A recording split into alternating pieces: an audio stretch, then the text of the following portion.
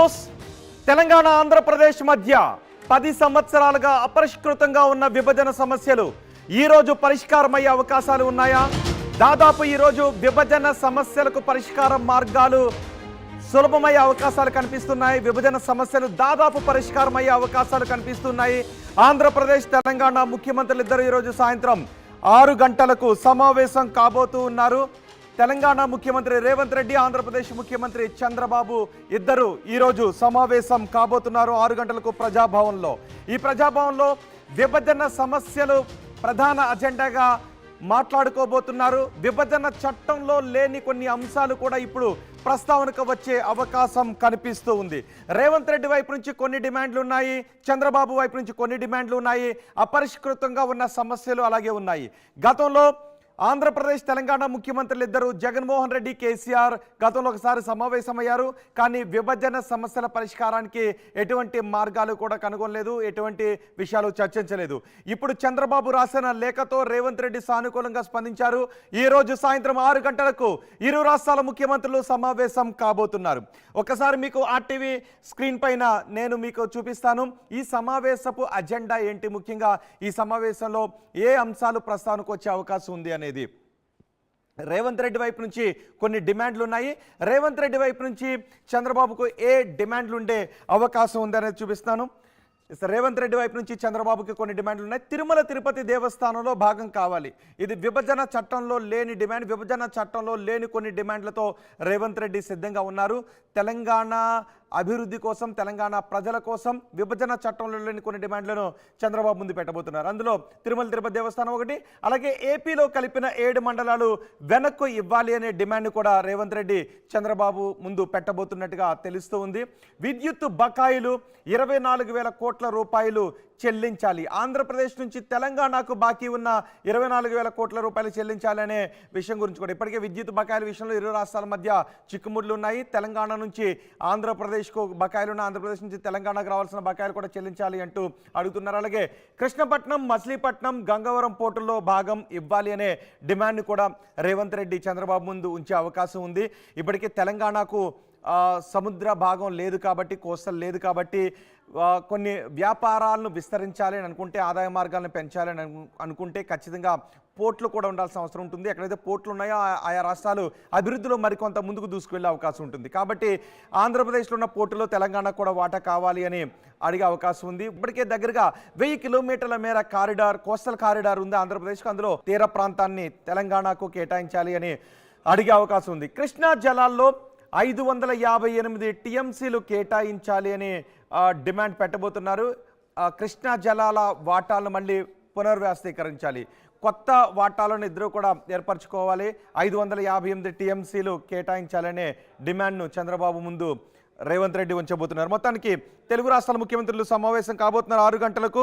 ఉమ్మడి ఆస్తుల పంపకాలపైనే ప్రధానంగా చర్చ జరిగే అవకాశం ఉంది. చంద్రబాబు ముందు రేవంత్ రెడ్డి 6 డిమాండ్లు పెట్టబోతున్నారు. జనాభా నిష్పత్తి ప్రకారం ఆస్తుల పంపకాలు ఉండాలి అని ఇప్పటికే చంద్రబాబు అడుగుతున్నారు. ఈ నిబంధననే చంద్రబాబు ఇప్పుడు రేవంత్ రెడ్డి ముందు మళ్ళీ పెట్టే అవకాశం కనిపిస్తుంది. ఇక చంద్రబాబు నుంచి ఏ డిమాండ్లు రేవంత్ రెడ్డి వైపు పెట్టబోతున్నారు అనే వివరాలు కూడా మనం చూద్దాం. విద్యుత్ బకాయిలు 7,200 కోట్ల రూపాయలు చెల్లించాలి అనే డిమాండ్ను చంద్రబాబు రేవంత్ రెడ్డి ముందు పెట్టబోతున్నారు. జనాభా నిష్పత్తి ప్రకారం ఆస్తుల పంపకాలు ఉండాలి. విభజన తర్వాత ఆస్తుల పంపకాలు జరగలేదు, ఆస్తుల పంపకాలు అలాగే ఉండిపోయాయి. ఈ ఆస్తుల పంపకాలు జనాభా నిష్పత్తి ప్రకారం పంచాలి అని చంద్రబాబు డిమాండ్ పెట్టబోతున్నారు. మరో డిమాండ్ కూడా, ఏ డిమాండ్ చంద్రబాబు రేవంత్ రెడ్డి ముందు పెట్టబోతున్నారో చూద్దాం. విభజన చట్టంలో పెట్టని ఆస్తులను కూడా పంచాలి అనే డిమాండ్ కూడా ఇప్పుడు తెరపైకి వచ్చే అవకాశం ఉంది. విభజన చట్టంలో ఏ ఆస్తులు అయితే పెట్టారో ఉమ్మడి ఆస్తుల కింద, పంచుకోవాల్సినటువంటి ఆస్తుల కింద ఆ పెట్టని ఆస్తులు కూడా కొన్ని ఉన్నాయి. వాటిని ఐడెంటిఫై చేసాం, వాటిని కూడా ఇప్పుడు పంచాలి అనే డిమాండ్ను రేవంత్ రెడ్డి ముందు చంద్రబాబు ఉంచబోతున్నారు. వెంటనే ఉద్యోగుల బదిలీలు చేపట్టాలి అనే డిమాండ్ కూడా ఉంచబోతున్నారు. నిజానికి ఆంధ్రప్రదేశ్కు రావాలి అని కొంతమంది ఉద్యోగులు తెలంగాణలో ఉన్న ఉద్యోగులు అనుకుంటూ ఉన్నారు. విభజన సమయంలో కొంతమంది తెలంగాణ ప్రాంతానికి చెందిన ఉద్యోగులు ఆంధ్ర ప్రాంతానికి చెందిన ఉద్యోగులు తెలంగాణ ప్రాంతానికి ఉండిపోయారు. సుమారు 1800 మంది ఉద్యోగులు ఆంధ్ర ప్రాంతంలో ఉండిపోతే 1300 మంది సుమారు తెలంగాణ ప్రాంతంలో ఉండిపోయారు. సో ఈ సమస్యలు వెంటనే పరిష్కరించాలని. ఇక హైదరాబాద్లోని ప్రధానంగా 3 భవనాలు ఏపీకి కేటాయించాలి అనే డిమాండ్ను చంద్రబాబు రేవంత్ రెడ్డి ముందు ఉంచే అవకాశం కనిపిస్తూ ఉంది. అందులో సిఐడి హెడ్ క్వార్టర్స్ లాంటి భవనాలు ఆంధ్రప్రదేశ్కు కేటాయించాలి, వాటిని కూడా పంచాలి అనే డిమాండ్ను చంద్రబాబు రేవంత్ రెడ్డి ముందు ఉంచే అవకాశం కనిపిస్తోంది. ఇవి ప్రధానంగా చంద్రబాబు నుంచి రేవంత్ రెడ్డి వైపు ఉంచే డిమాండ్లు ఈ విధంగా ఉన్నాయి. ఇక హైదరాబాద్లోని 3 భవనాలను పంచాలనే డిమాండ్ కూడా ఉంచబోతున్నారు. ఇక సమస్యలేంటి, విభజన సమస్యలు ఏంటి అన్నది కూడా మనం ఒకసారి చూద్దాం. అసలు సమస్యలు ఏంటి, డిమాండ్లు ఏంటనే చూసినట్లయితే షెడ్యూల్ 9-10లో ఉన్న సంస్థల ఆస్తులను పంచాలి. 9-10 షెడ్యూల్లో ఉన్న సంస్థలో ఆస్తులు ఎంతవరకు కూడా పంచలేదు, వాటిపైన ఎటువంటి క్లారిటీ రాలేదు, ఆ చిక్కుముడి అలాగే ఉండిపోయింది. ఇది ప్రధానమైనటువంటి విభజన సమస్య. ఈ విభజన సమస్య ఇప్పుడు పరిష్కారమయ్యే అవకాశాలు కనిపిస్తున్నాయి. 15 సంస్థల మధ్య రుణ పంపకాలు జరగాలి. ఇందులో 15 సంస్థల మధ్య రుణ పంపకాలు జరగాలి. వాటికి ఆస్తులు ఉన్నాయి, అప్పులు ఉన్నాయి. అందులో 15 సంస్థల రుణ పంపకాలు ఏ విధంగా జరగాలి అనే విషయంపై కూడా క్లారిటీ రావడం లేదు. సో ఇప్పుడు ఇరు రాష్ట్రాల ముఖ్యమంత్రులు కలిసి వాటిపైన ఒక కంక్లూజన్కి వచ్చే అవకాశం ఉంది. ఇక ఉమ్మడి సంస్థల ఖర్చుల చెల్లింపుల అంశం కూడా పెద్ద సమస్యగానే ఉంది.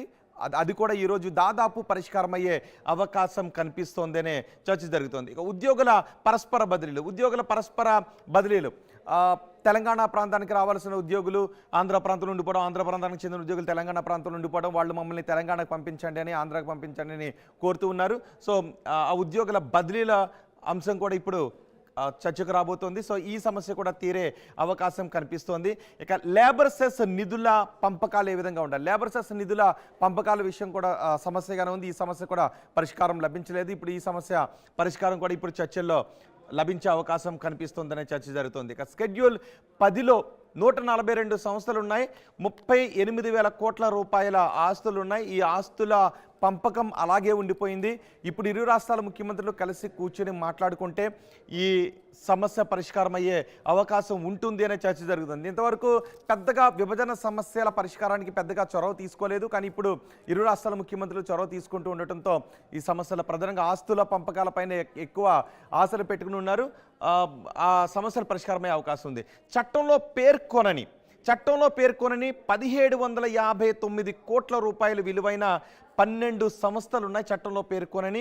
ఈ సంస్థల విషయంలో కూడా కొంత చిక్కుముడి కనిపిస్తోంది, కొంత వివాదం కనిపిస్తోంది. ఆ వివాదం కూడా ఈరోజు ఇరు రాష్ట్రాల ముఖ్యమంత్రులు సామరస్య వాతావరణంలో కలిసి కూర్చొని చర్చించుకోవడం ద్వారా పరిష్కారమయ్యే అవకాశం కనిపిస్తోంది. ఇక విభజన పూర్తి కాని సంస్థల బ్యాంకు ఖాతాల్లోని 8,000 కోట్ల రూపాయలు ఉన్నాయి, వాటిని ఏ విధంగా వినియోగించుకోవాలి.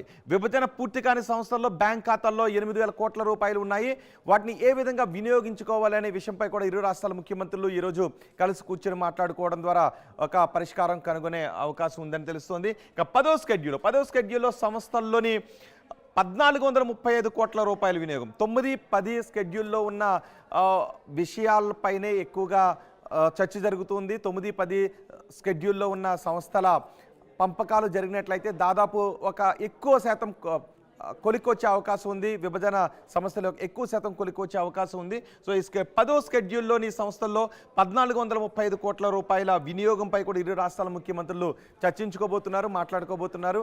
ఆ సమస్య కూడా ఈరోజు పరిష్కారం దొరికే అవకాశం ఉంది అని తెలుస్తోంది. మొత్తానికి సాయంత్రం 6 గంటలకు తెలంగాణ, ఆంధ్రప్రదేశ్ ముఖ్యమంత్రులు ఇద్దరు కలిసి కూర్చొని మాట్లాడుకోబోతున్నారు, ప్రజాభవన్లో మాట్లాడుకోబోతున్నారు. ఈ సమస్యల పరిష్కారంతో పాటు రేవంత్ రెడ్డి వైపు నుంచి మరో 6 డిమాండ్లు చంద్రబాబు ముందు ఉంచుతూ ఉన్నారు. అలాగే చంద్రబాబు కూడా కొన్ని డిమాండ్లు ఉంచుతున్నారు. విభజన చట్టంలో లేని డిమాండ్లు కూడా ఇప్పుడు తెరపైకి వస్తూ ఉండటంతో వాటిపై ఇరు రాష్ట్రాల ముఖ్యమంత్రులు ఎంత సానుకూలంగా స్పందించే అవకాశం ఉంది అనే విషయంపై చర్చ జరుగుతోంది. ప్రధానంగా ఆంధ్రప్రదేశ్లో పోర్టుల్లో వాటాను తెలంగాణ అడుగుతోంది. ఆ డిమాండ్లను రేవంత్ రెడ్డి చంద్రబాబు ముందు ఉంచుతారు. అలాగే తిరుమల తిరుపతి దేవస్థానంలో కూడా వాటాను కోరుతున్నారు. 7 మండలాలను తిరిగి తెలంగాణలో కలిపే విషయం గురించి 5 గ్రామాల విషయంపై ఇప్పటికే వివాదం నడుస్తుంది. 7 మండలాల్లో 5 గ్రామాల ప్రజలు తెలంగాణలో కలపమని కోరుతూ ఉన్నారు. వాటి విషయం గురించి అలాగే 7 మండలాలను వెనక్కి ఇవ్వాలి అనే డిమాండ్ కూడా నడుస్తుంది. ఈ పోలవరానికి సంబంధించి పోలవరం ప్రాజెక్టును సుగమం చేయడానికి 7 మండలాలను తీసుకువెళ్ళి విభజన సమయంలో ఆంధ్రప్రదేశ్లో కలిపారు. సో వాటిని ఇప్పుడు వెనక్కి కలపడమా లేదంటే 5 గ్రామాలపై నిర్ణయం తీసుకోవడమా, 5 గ్రామాలపై ఎటువంటి నిర్ణయాన్ని తీసుకుంటారనే విషయంపై కూడా ఉత్కంఠ కనిపిస్తుంది, ఆసక్తి కనిపిస్తుంది. మొత్తానికి 5 గంటలకు ఇరు రాష్ట్రాల ముఖ్యమంత్రులు సమావేశం కాబోతున్నారు. ఇరు రాష్ట్రాల ముఖ్యమంత్రుల సమావేశం సహృద్భావ వాతావరణంలోనే జరుగుతుంది. ఎందుకంటే ఇద్దరు సీఎంల మధ్య సామరస్య వాతావరణమే ఉంది.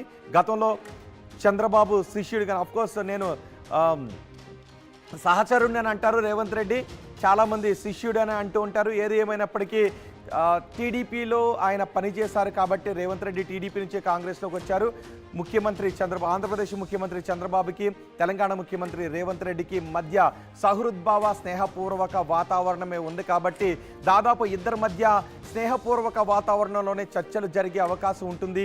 సమస్యల పరిష్కారానికి వేగవంతమైన మార్గాలు ఈరోజు కనుగొనే అవకాశం ఉంటుందనే చర్చ జరుగుతుంది. మరి చూద్దాం, 6 గంటల తర్వాత ఇరు రాష్ట్రాల ముఖ్యమంత్రులు సమావేశం అయిన తర్వాత సమస్యల పరిష్కారానికి ఎటువంటి నిర్ణయాన్ని తీసుకున్నాము అని ఇరు రాష్ట్రాల ముఖ్యమంత్రులు చెప్తారు. Breaking news, Telangana Andhra Pradesh